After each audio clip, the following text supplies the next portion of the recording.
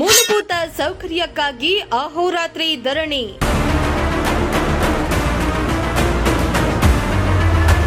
ಪರಿಹಾರ ಒದಗಿಸುವ ಭರವಸೆ ಬೆನ್ನಲ್ಲೇ ಧರಣಿ ವಾಪಸ್.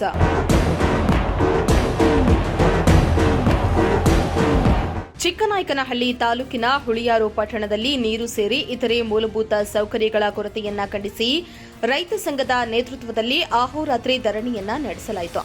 ಅಹೋರಾತ್ರಿ ಧರಣಿಯಲ್ಲಿ ಜಯ ಕರ್ನಾಟಕ ರಕ್ಷಣಾ ವೇದಿಕೆ, ಮಹಿಳಾ ಸಂಘ, ಆಟೋ ಚಾಲಕರ ಸಂಘ ಸೇರಿದಂತೆ ಹಲವು ಸಂಘಟನೆಗಳು ಭಾಗಿಯಾಗಿದ್ದವು. ಕುಡಿಯುವ ನೀರು, ಸ್ವಚ್ಛತೆ, ಬಸ್ ನಿಲ್ದಾಣದಲ್ಲಿ ಶೌಚಾಲಯದ ವ್ಯವಸ್ಥೆ, ಸಂತೆ ಸ್ಥಳಾಂತರ ಸೇರಿದಂತೆ ಹಲವು ಬೇಡಿಕೆಗಳನ್ನು ಮುಂದಿಟ್ಟುಕೊಂಡು ಪ್ರತಿಭಟನೆಯನ್ನ ನಡೆಸಿದ್ರು.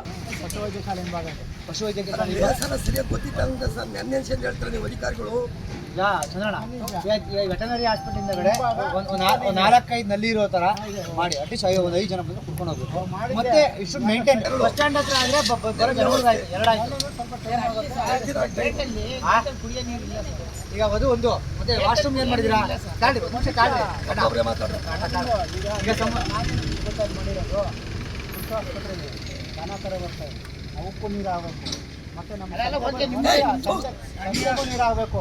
ಇದನ್ನು ಅಲ್ಲಿ ಮಾಡ್ಕೊಂಡಿರೋದು ಎಲ್ಲದಲ್ಲೇ ಕೊಟ್ಟು ಸ್ಟಾಪ್ ಆಗೋಕ್ಕೆ ನಮ್ಗೆ ಅವಕಾಶ ಕೊಟ್ಟಿಲ್ಲ. ಸರ್ಕಾರ ಬ್ಯಾನ್ ಮಾಡಿಬಿಡ್ತು ಅದನ್ನು.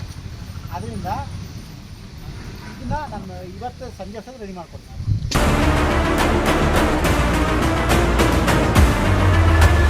ಅಹೋರಾತ್ರಿ ಧರಣಿ ಮಾಡಲು ಸಂಘಟನೆಗಳು ನಿರ್ಧರಿಸಿದ್ದು, ಬೆಡ್ಶೀಟ್, ಅಡಿಗೆ ಮಾಡಿಕೊಳ್ಳಲು ಬೇಕಾದ ಸಾಮಗ್ರಿಗಳ ಸಮೇತ ಹುಳಿಯಾರು ಪಟ್ಟಣ ಪಂಚಾಯಿತಿ ಮುಂದೆ ಪ್ರತಿಭಟನಾಕಾರರು ಜಮಾಯಿಸಿದ್ರು.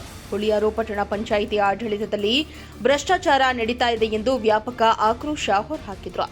ಕೂಡಲೇ ಪ್ರತಿಭಟನಾ ಸ್ಥಳಕ್ಕಾಗಮಿಸಿದ ಪಿಎಸ್ಐ ಧರ್ಮಜ್ಜಿ ಅವರು ಮಧ್ಯಸ್ಥಿಕೆಯನ್ನ ವಹಿಸಿ ಮಾತುಕತೆಯನ್ನ ನಡೆಸಿದ್ರು.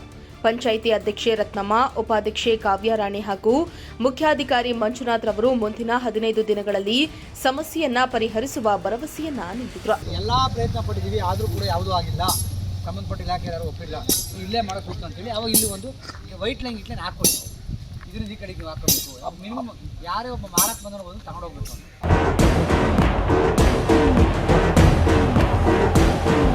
ಇನ್ನು ಭರವಸೆ ನೀಡಿದ ಬೆನ್ನಲ್ಲೇ ಪ್ರತಿಭಟನಾಕಾರರು ತಮ್ಮ ಅಹೋರಾತ್ರಿ ಧರಣಿಯನ್ನ ತಾತ್ಕಾಲಿಕವಾಗಿ ಹಿಂಪಡೆಯಲಾಗಿದೆ. 10 ದಿನದೊಳಗೆ ಬೇಡಿಕೆಯನ್ನ ಈಡೇರಿಸದಿದ್ದರೆ ಮುಂದಿನ ದಿನಗಳಲ್ಲಿ ಉಗ್ರ ಹೋರಾಟವನ್ನ ಮಾಡುವುದಾಗಿ ರೈತ ಮುಖಂಡರು ಎಚ್ಚರಿಕೆಯನ್ನ ನೀಡಿದ್ದಾರೆ. ಚೇತನ್ ಜಾನಕಲ್, ಪ್ರಜಾಶಕ್ತಿ ಟಿವಿ, ಚಿಕ್ಕನಾಯಕನಹಳ್ಳಿ.